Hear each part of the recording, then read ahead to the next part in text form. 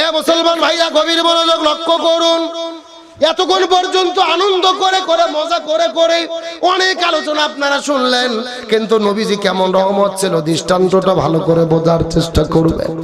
নবীজির বাবার নাম আব্দুল্লাহ, মায়ের নাম হলে আমেনা।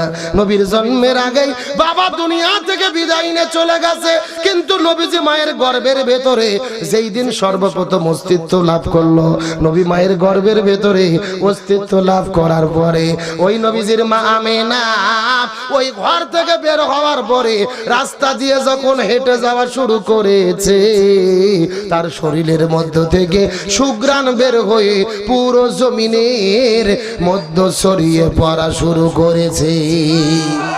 জোরে বলেন না সুবহানাল্লাহ। আমেনা যেই দিক দিয়ে যায় শরীর থেকে সুঘ্রাণ প্রবাহিত হয়, কিন্তু মক্কার মানুষগুলো মিছিল করা শুরু করে দিলেন।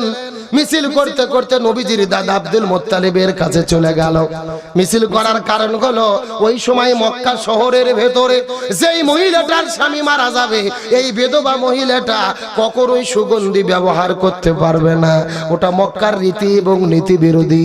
কিন্তু আমেনার শরীর থেকে সুঘ্রাণ যখন বের হওয়ার শুরু করে দিল, দলে দলে মিছিল করতে করতে করতে নবীজির দাদা আব্দুল মুত্তালিবের কাছে চলে গেল। যাওয়ার পরে ডাকতে বলে, সর্দার আপনি তো সর্দার, আপনি তো এই দেশের নেতা, কিন্তু আপনার পুত্রবধূ কেন রীতিনীতি লঙ্ঘন করলো? আপনার ছেলে আব্দুল্লাহ মারা গেছে, কিন্তু তার শরীরে কেন সুঘ্রাণ পাওয়া যায়? তাও যেন তেন কোনো সুঘ্রাণ নয়। আমরা পুরো মক্কা মদিনা খোঁজাখুঁজি করেছি, কোন দোকানের ভেতরে এত ভালো সুঘ্রাণ আমরা খুঁজে পাই না। আব্দুল মুত্তালিব স্ত্রীকে সঙ্গে করে নেওয়ার পরে আমিনার কাছে চলে গেলেন। আমিনা, এ মা, তুই কি আমাদের নাক কান গলাগুলোকে কেটে ফেলবি?